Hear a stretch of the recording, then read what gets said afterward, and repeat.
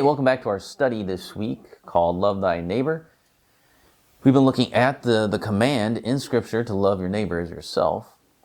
And today we're going to look at the law of love. Now, this brings us to the place where we can answer the questions I asked at the beginning of the study.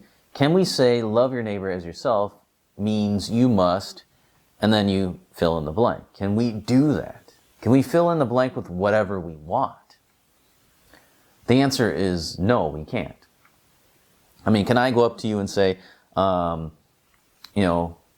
need to love your neighbor as yourself. And so to love your neighbor means that you have to give your pastor a brand new car every year because, he really wants a new car and he feels offended when you don't do that. So, you shouldn't offend people. So, you should give him a new car. Can I do that? Is that biblical? Is that right for me to do? Can I fill that in? No, you can't do that.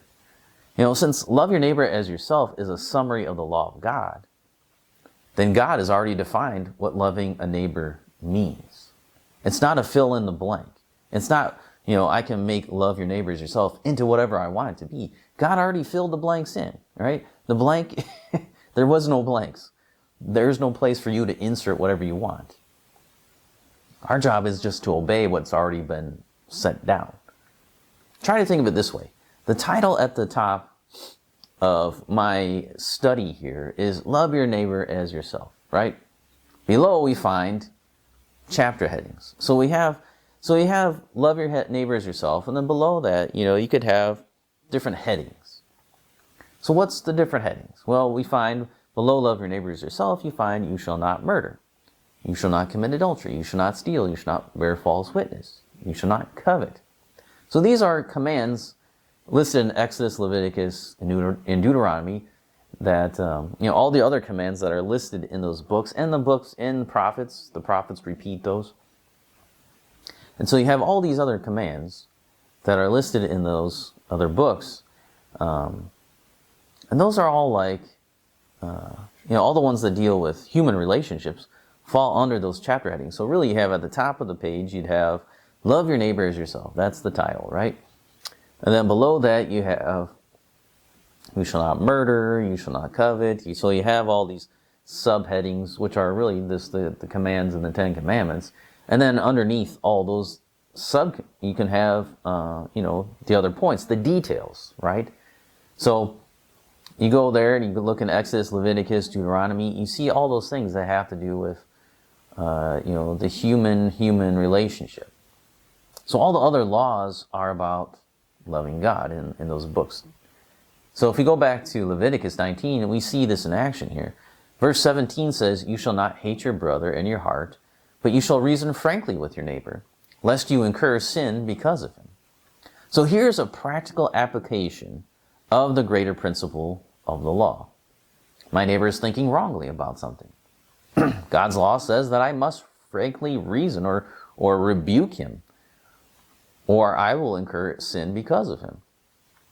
Now, the two chapter headings that this could possibly fall underneath are you shall not lie and you shall not murder, right?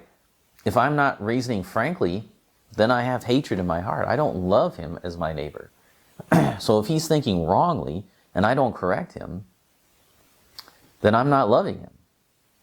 As Jesus clarified, it's not just those that physically murder their brother that's liable, but also those that are angry with their brother. So if I'm angry, if I have hatred in his heart, even hatred that I don't really recognize, but it's just like, I'm not loving him, I just have this indifference towards him, then really what I've done is I haven't loved him.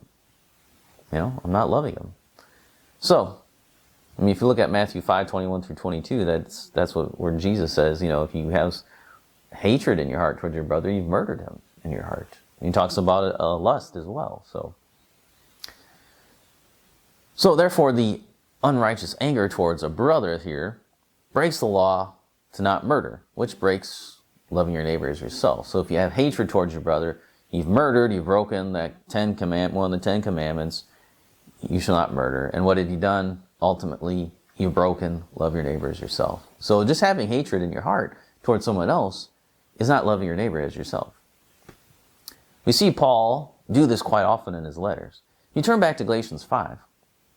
In this chapter, he's fighting against false teachers that are trying to get Gentile Christians to give up salvation by grace through faith and turn to be justified by works of the law. Paul says, no. They were called to freedom from being under the law. But with that freedom, they are to keep the law through love. The law does not condemn you if you're keeping it out of love of God and neighbor. But if you're seeking to do the law to be justified, then you're acting in the flesh and not in the spirit. In verse 19, Paul gives a list of things that are specifically condemned in the law.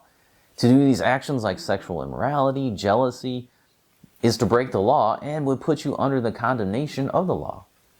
But the fruit of the Spirit is love, love of God, love of neighbor. What does that look like? Patience, joy, peace, kindness, goodness, faithfulness, etc. All the things that are never prohibited by the law of God. So even here, Paul gives us how God defines loving our neighbor according to the law of God. He's saying, as Christians, that's what you do. You love your neighbor as yourself. Now, you're not going to be able to, you're not justified by that. You're not saved because you do that. But that's what we do. We do those things. And what are those things? Those are defined by God. God defined it. So he's saying, go back. This is how God's defined it. It's not hatred. It's love. Right? And so here, what's love? Joy, peace, patience, kindness, goodness, faithfulness. Go back to 1 Corinthians chapter 13.